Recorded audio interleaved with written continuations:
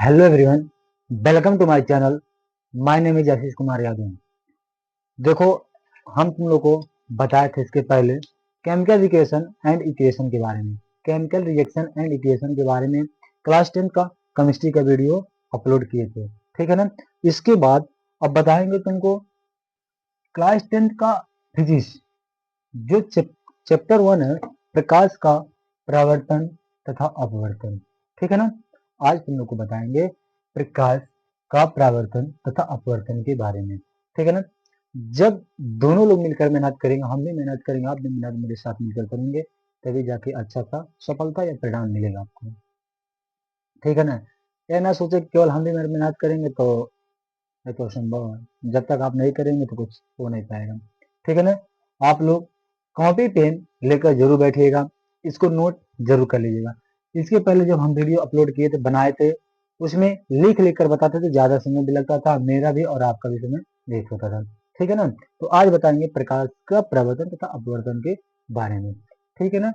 Class 10 का physics है, प्रकाश का प्रवर्तन तथा अपवर्तन, लाइट रिफ्लेक्शन एंड रिफ्रैक्शन।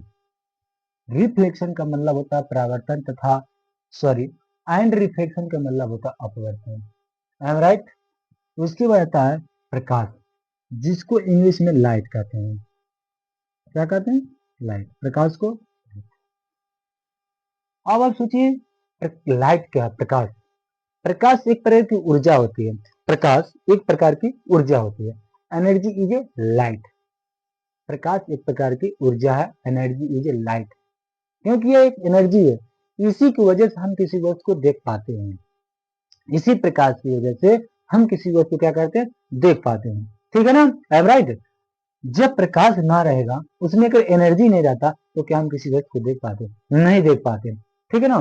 तो ये है, कहता है कि प्रकाश एक प्रकार की ऊर्जा है, प्रकाश की उपस्थिति में हम किसी वस्तु को देख पाते हैं, ठीक है ना।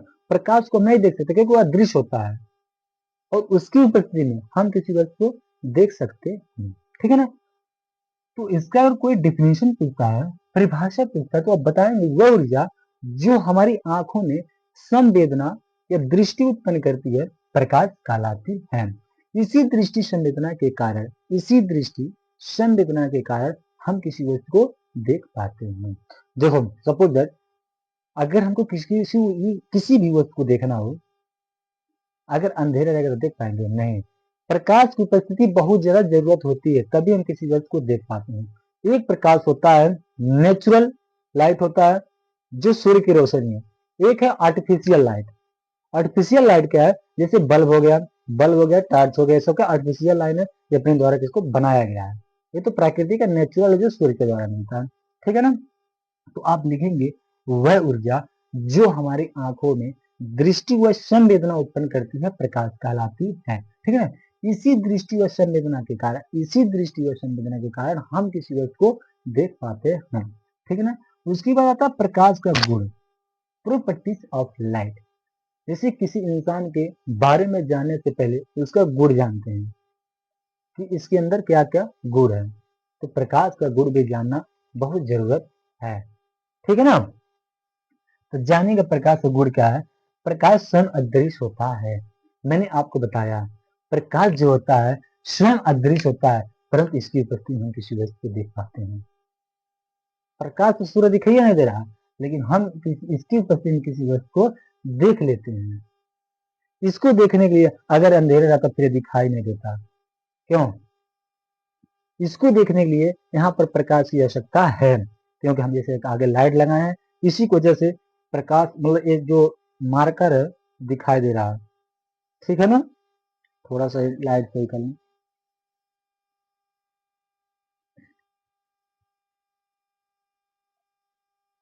लाइट थोड़ा दिक्कत हो गया,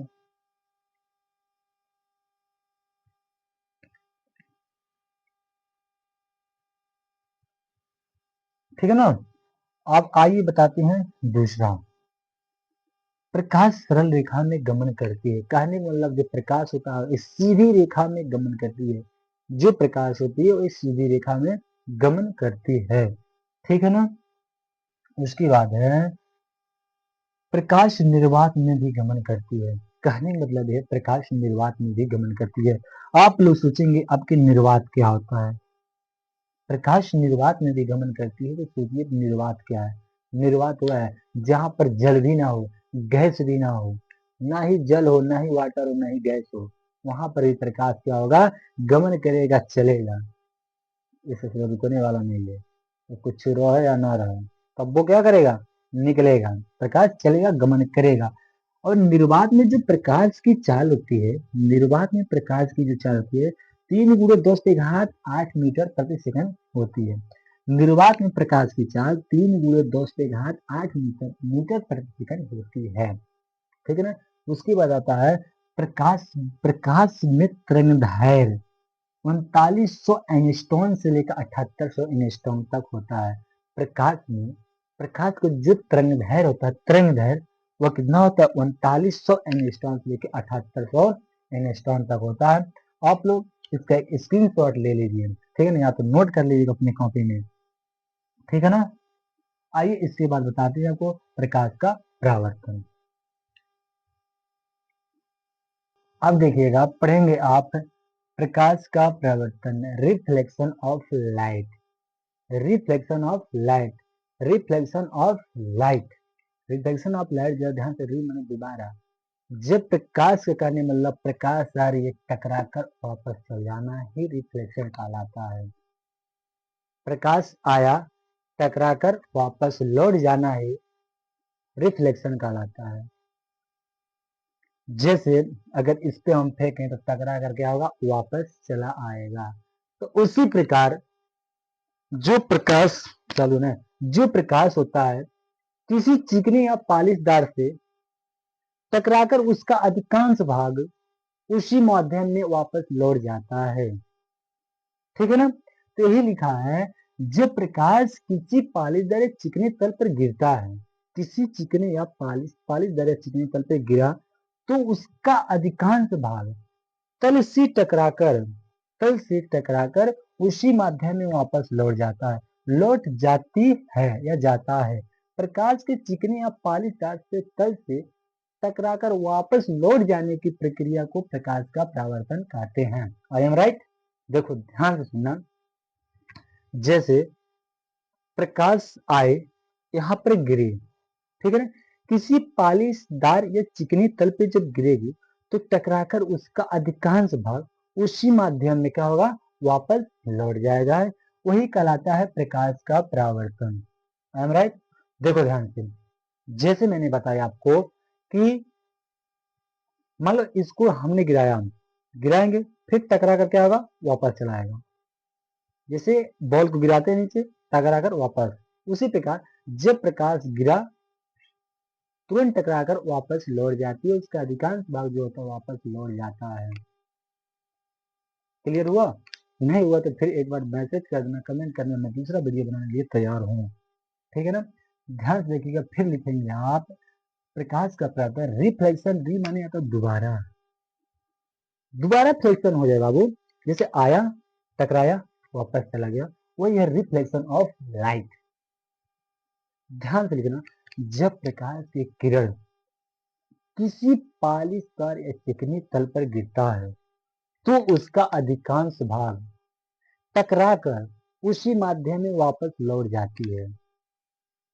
इसी लौट जाने की इसी प्रक्रिया को, लौट जाने की इसी प्रक्रिया को प्रकाश का परावर्तन कहते हैं, अब लिख सकते हैं। ठीक है ना। उसके बाद होता है परावर्तन के नियम, ये तो पढ़ लें, अब इसका नियम जानिए। भाई इसका नियम क्या है, कुछ तो है भी नहीं ससुरागा, लौट गया तो कुछ कारण है, कैसे लौटा देखिएगा। पढ़ेंगे परावर्तन का नियम। जो परावर्तन के नियम होता है वो दो प्रकार का होता है। परावर्तन का जो नियम है दो प्रकार का होता है। ठीक है ना। जो परावर्तन का नियम है वो दो प्रकार का होता है। ठीक है ना। इसको मिटा कर आपको यहाँ पर लिख दे रहे हैं। ठीक है ना। ये आप लोग स्क्रीन शॉट ले लीजिएगा।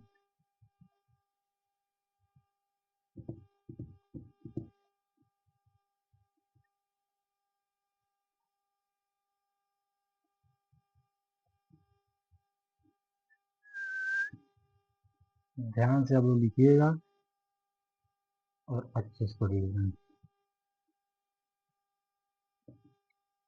ध्यान देना, परावर्तन के नियम। परावर्तन आपको पढ़ा दिए, अब जानेंगे परावर्तन के नियम।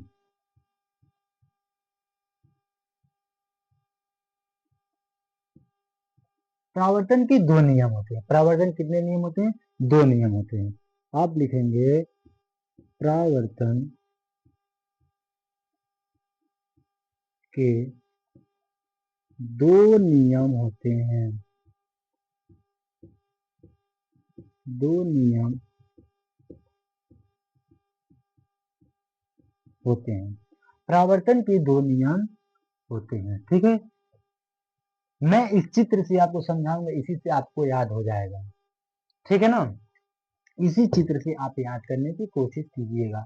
देखिएगा ध्यान से, आपतित किरण, आपतित किरण आपतन बिंदु पर अभिलंब तथा परावर्तित किरण तीनों एक ही तल में स्थित होते हैं। ठीक है ना, ऐसे लिखेंगे कि आपतित किरण,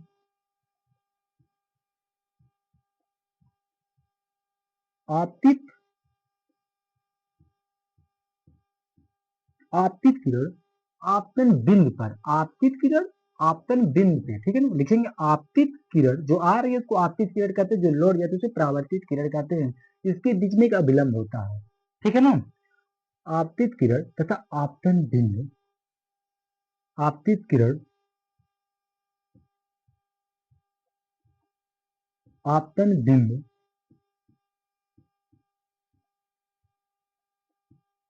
आपतित किरण आपतन बिंदु और क्या, आपतित किरण आपतन बिंदु अभिलंब,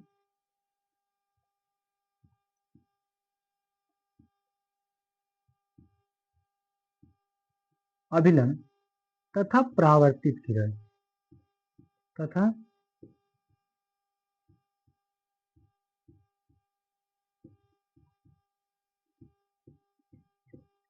तथा परावर्तित किरण तीनों एक ही तल में स्थित होते हैं। ये आपका दो नियम हो गया बाबू। एक नियम अभी और बता रहे हैं। ये पहला नियम है, तथा परावर्तित किरण तीनों, परावर्तित के तीनों एक ही तल में स्थित होते हैं। एक ही तल में स्थित होते हैं। ठीक है, ध्यान से सुनिएगा। आपतित किरण आपतन बिंदु पर अभिलंब, आपतन बिंदु पर लिख लीजिएगा यहाँ, आपतन बिंदु पर अभिलंब तथा परावर्तित किरण तीनों एक ही तल में स्थित होते हैं। ये पहला नियम हो गया। दूसरा नियम लिखेंगे, आपतन कोण डेल आर, साइन आर दिखाते इसको, आपतन कोण लिखेंगे,